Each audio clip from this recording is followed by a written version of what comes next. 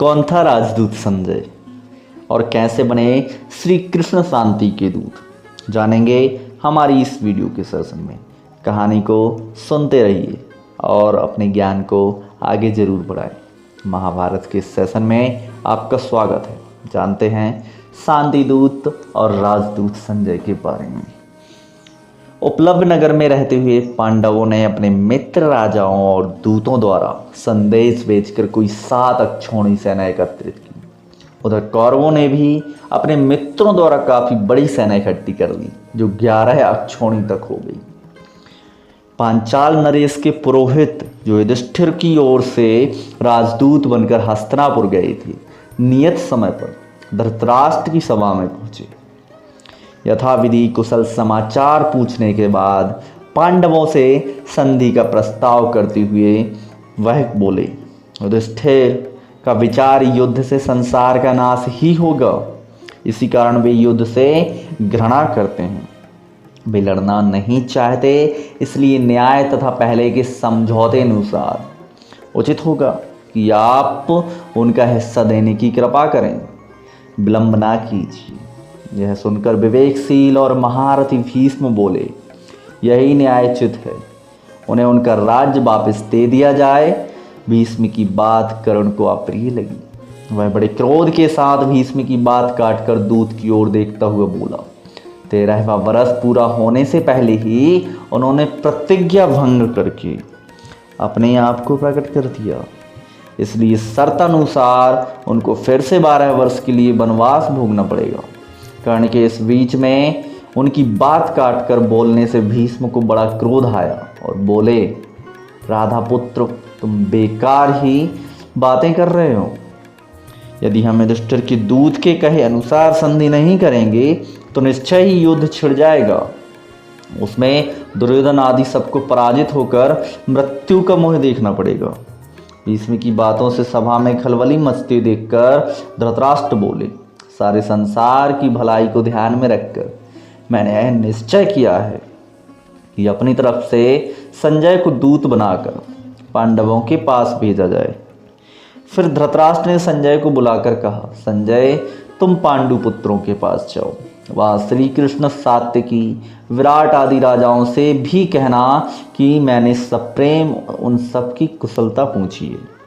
वहाँ जाकर मेरी ओर से युद्ध ना होने की चेष्टा करो। संजय उपलब्ध को रवाना हुए। वहाँ पहुंचकर युधिष्ठिर की सभा में सबको विधिवत प्रणाम करके बोले, धर्मराज, महाराज धृतराष्ट्र ने आपकी कुशलता पूछी है और कहा है आप युद्ध की बात ना करें। वह तो आपकी मित्रता चाहते हैं। संजय की ये बातें सुनकर राजा युधिष्ठिर बड़े प्रसन्न हुए और बोले, मैं भी तो संधि ही करना चाहता हूँ। युद्ध का विचार करते ही मेरा मन घृणा से भर जाता है। यदि हमें अपना राज्य वापस मिल जाए तो हम सारे कष्ट भूल जाएंगे। संजय ने कहा, युधिष्ठिर, धृतराष्ट्र के पुत्र ना तो अपने पिता की बात पर ध्यान देते हैं, ना भीष्म की ही कुछ मानते हैं। आप सदा से ही न्याय पर स्थिर हैं। आप युद्ध की चाह ना करें। संजय की ये बात सुनकर युधिष्ठिर बोले, संजय, श्री कृष्ण दोनों पक्षों के लोगों के हित चिंतक हैं। वह जो सलाह देंगे हम वैसा ही करेंगे। तभी श्री कृष्ण बोले, मैं स्वयं हस्तिनापुर जाना उचित समझता हूँ। मेरी इच्छा है कि कौरवों से संधि की जा सकती है तो बिल्कुल की जाए। श्री कृष्ण के बाद युधिष्ठिर फिर बोले, संजय, कौरवों की राजसभा में जाकर महाराज धृतराष्ट्र को मेरी तरफ से प्रार्थना पूर्वक संदेश सुनाना कि कम से कम हमें 5 गांव ही दे दें। हम 5 भाई इसी में संतोष कर लेंगे और संधि करने को तैयार हैं। युधिष्ठिर का यह संदेश लेकर संजय पांडवों और श्री कृष्ण से विदा होकर हस्तिनापुर को रवाना हुए। राजसभा में आकर उन्होंने युधिष्ठिर की सभा में जो चर्चा हुई थी उसका सारा हाल कह सुनाया। संजय ने इस प्रकार कहने पर भीष्म दुर्योधन को दोबारा समझाने के बाद धृतराष्ट्र से बोले, राजन, कर्ण बार बार यही दम भर रहा है कि खत्म कर डालूंगा, किंतु मैं कहता हूँ पांडवों की शक्ति का 16वां हिस्सा भी उसमें नहीं है। तुम्हारा पुत्र उसी के कहे में चलता है और अपने नाश का आयोजन कर रहा है। विराट नगर पर आक्रमण करते समय जब अर्जुन ने हमारा दर्प चूर कर दिया था तब कर्ण वहीं तो था। गंधर्व जब दुर्योधन को कैद करके लाए थे तब वह डरपोक शंखकर्ण वहां छिप गया था। गंधर्वों को अर्जुन ने ही तो भगाया था और दुर्योधन को अपनी कैद से भी मुक्त किया। इसके बाद धृतराष्ट्र ने संतप्त होकर दुर्योधन को समझाया, बेटा भीष्म पितामह जो कहते हैं वही करने योग्य है। युद्ध ना होने दो, संधि करना ही उचित है। दुर्योधन जो यह सब बातें सुन रहा था उठा और अपने पिता को साहस बंधाता हुआ बोला, पिताजी आप भी कैसे भोले हैं जो यह भी नहीं समझते स्वयं युधिष्ठिर हमारा सैन्य बल देखकर घबरा उठे हैं। इसी कारण आधे राज्य की बात छोड़कर अब केवल 5 गांवों की याचना कर रही हैं। क्या उनकी इस 5 गांव वाली मांग से यह सिद्ध नहीं होता? हमारी 11 अक्षौहिणी सेना देखकर युधिष्ठिर के मन में भय उत्पन्न हो गया है। इतने पर भी हमारी विजय के बारे में संदेह हो रहा है, यह बड़े आश्चर्य की बात है। धृतराष्ट्र ने समझाते हुए कहा, बेटा जब 5 गांव देने से ही युद्ध टलता है तो मान जाओ, तुम्हारे पास तो पूरा का पूरा राज्य ही रह जाता। अब हट ना करो। लेकिन इस उपदेश से दुर्योधन चिढ़ गया और बोला, मैं सुई की नोक बराबर भी भूमि पांडवों को ना दूं।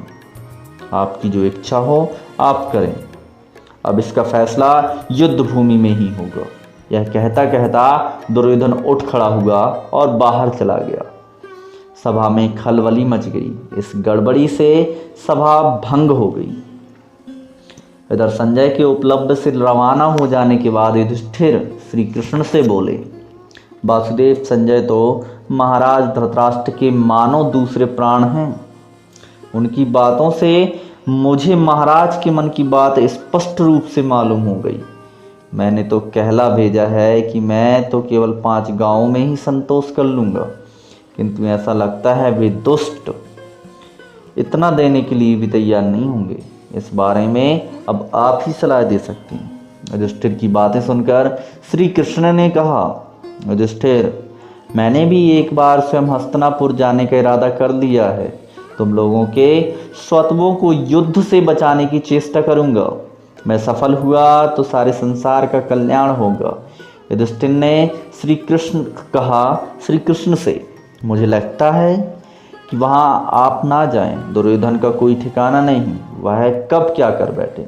मुझे भय है कहीं वह आप पर ही प्रहार ना कर दे। श्री कृष्ण बोले, धर्मपुत्र दुर्योधन से भली भांति मैं परिचित हूँ, फिर भी मैं इतना प्रयत्न करना चाहता हूँ कि किसी के यह कहने की गुंजाइश ही ना रही कि मुझे शांति स्थापित करने का जो प्रयास करना चाहिए था वह मैंने ना किया।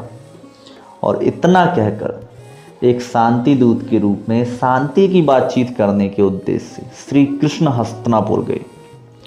उनके साथ सात्विक भी गए। रास्ते में कुश स्थल नामक स्थान में वह एक रात विश्राम के लिए ठहरे।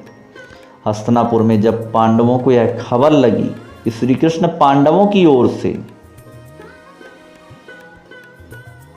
संधि की चर्चा के लिए आ रहे हैं, तो धृतराष्ट्र ने आज्ञा दी नगर को खूब सजाया जाए। पुरवासियों ने द्वारकाधीश के स्वागत की धूमधाम से तैयारियां की। दुशासन का भवन दुर्योधन के भवन के अधिक ऊंचा सुंदर था, इसलिए धृतराष्ट्र ने आज्ञा दी उसी भवन में श्री कृष्ण को ठहराने का प्रबंध किया जाए। कुंती वहीं श्री कृष्ण की प्रतीक्षा में बैठी थी। श्री कृष्ण को देखते ही उन्हें अपने पुत्रों का स्मरण हो गया। श्री कृष्ण ने उन्हें मीठी वचनों से सांत्वना दी कि उनसे विदा लेकर दुर्योधन के भवन में गए। दुर्योधन ने श्री कृष्ण का शानदार स्वागत किया, आदर सत्कार और भोजन का न्योता दिया। श्री कृष्ण ने कहा, राजन, जिस उद्देश्य को लेकर मैं आया हूँ वह पूरा हो जाए तब मुझे भोजन का न्योता देना उचित होगा। यह कहकर वह विदुर के यहाँ चले गए और वहाँ भोजन करके विश्राम करने लगे। इसके बाद श्री कृष्ण और विदुर में आगे के कार्यक्रम की बातें शुरू हुई। विदुर ने कहा, उनकी सभा में आपका जाना ठीक नहीं। दुर्योधन आदि के स्वभाव से तो आप परिचित हैं।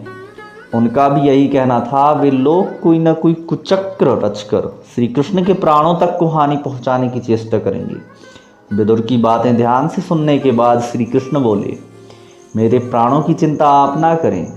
दूसरे दिन सवेरे दुर्योधन और शकुनी ने आकर श्री कृष्ण से कहा, महाराज धृतराष्ट्र आपकी प्रतीक्षा कर रहे हैं। इस प्रकार विदुर को साथ लेकर श्री कृष्ण धृतराष्ट्र के भवन में जा पहुंचे। वासुदेव के सभा में प्रविष्ट होते ही सभासद उठ खड़े हुए। श्री कृष्ण ने बड़ों को विधिवत नमस्कार किया और आसन पर बैठे। राजदूत एवं संभ्रांत अतिथि उनका सत्कार किया। इसके बाद श्री कृष्ण उठे और पांडवों की सभा में अपनी मांग रखी। फिर वह धृतराष्ट्र की ओर देखकर बोले, राजन, पांडव शांति प्रिय हैं, परंतु साथ यह भी समझ लीजिए कि वे युद्ध के लिए भी तैयार हैं। पांडव आपको पिता स्वरूप मानते हैं, ऐसा उपाय करें जो सभी के लिए भाग्यशाली हो। यह सुनकर धृतराष्ट्र बोले, सभासदों, मैं भी यही चाहता हूँ जो श्री कृष्ण को प्रिय है। श्री कृष्ण दुर्योधन को बोले, मैं इतना ही कहना चाहता हूँ कि पांडवों को आधा राज्य लौटा दो और संधि कर दो। यदि यह बात स्वीकृत ना हो तो स्वयं पांडवों तुम्हें युवराज और धृतराष्ट्र को महाराज के रूप में सहर्ष स्वीकार कर लेंगे। भीष्म और द्रोण ने भी दुर्योधन को बहुत समझाया, फिर भी दुर्योधन ने हट नहीं छोड़ी।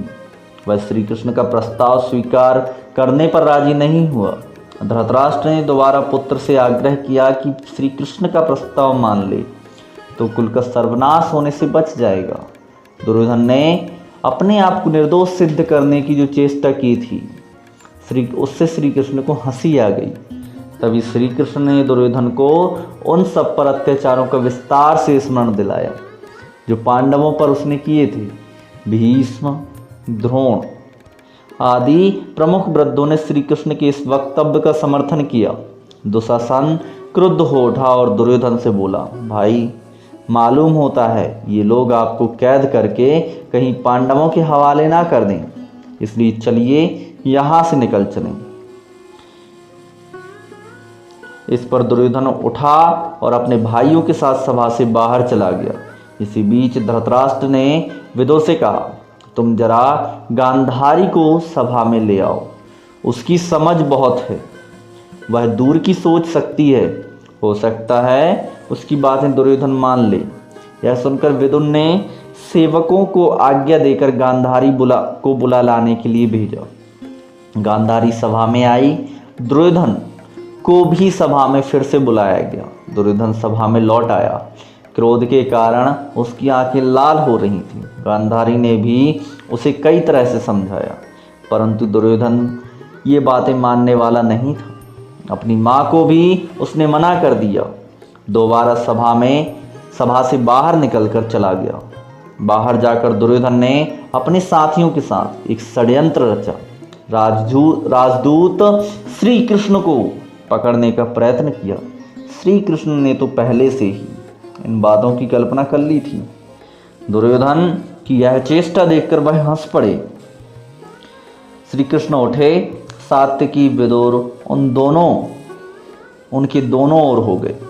सब सभासदों से विधिवत आज्ञा ली। सभा से चलकर सीधे कुंती के पास जा पहुंचे। उनको सभा का सारा हाल सुनाया। श्री कृष्ण से कुंती बोली कि हे कृष्ण, अब तुम ही मेरे पुत्रों के रक्षक हो। श्री कृष्ण रथ पर आरूढ़ होकर उपलब्ध की ओर तेजी से रवाना हो गए। युद्ध अब अनिवार्य हो गया था। श्री कृष्ण के हस्तिनापुर से लौटते ही शांति स्थापना की जो थोड़ी बहुत आशा थी वह भी लुप्त हो गई।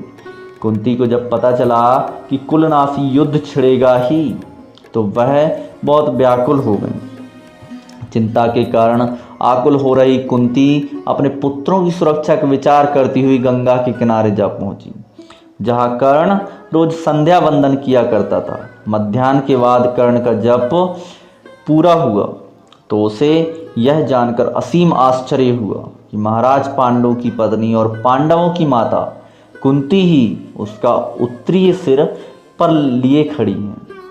कर्ण के शिष्टता पूर्वक अभिवादन करके उन्होंने कहा, आज्ञा दीजिए, मैं आपकी क्या सेवा करूं। कुंती ने गदगद स्वर में कहा, कर्ण, यह ना समझो, तुम केवल मेरे सूत पुत्र ही हो। ना तो राधा तुम्हारी माँ है और ना अधिरथ तुम्हारे पिता। तुमको जानना चाहिए कि राजकुमारी प्रथा की कोख से तुम उत्पन्न हुए हो। तुम सूर्य के अंश हो। थोड़ा सुस्ताने के बाद वह फिर बोली, बेटा, दुर्योधन के पक्ष में होकर तुम अपने भाइयों से ही शत्रुता कर रहे हो। धृतराष्ट्र के लड़कों के आश्रित रहना तुम्हारे लिए अपमान की बात है। तुम अर्जुन के साथ मिल जाओ, वीरता से लड़ो, राज्य प्राप्त करो, वे भी तुम्हारे अधीन रहेंगे, तुम उनसे घिरे हुए प्रकाशमान हो जाओगे। माता कुंती का यह अनुरोध सुनकर वह बोले, माँ, यदि इस समय मैं दुर्योधन का साथ छोड़कर पांडवों की तरफ चला जाऊं तो लोग मुझे कायर कहेंगे।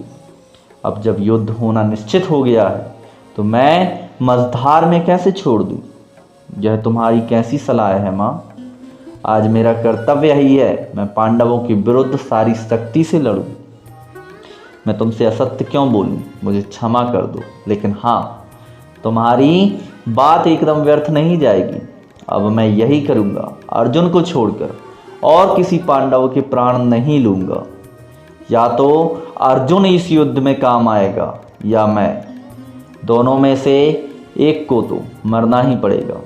शेष चारों पांडव मुझे चाहे कितना भी तंग करें, मैं उनको नहीं मारूंगा। माँ, तुम्हारे तो 5 पुत्र पर हालत में रहेंगे, हर हालत में रहेंगे, चाहे मैं मर जाऊं या अर्जुन। हम दोनों में से एक बचेगा, बाकी 4 तो रहेंगे ही। तुम चिंता ना करो।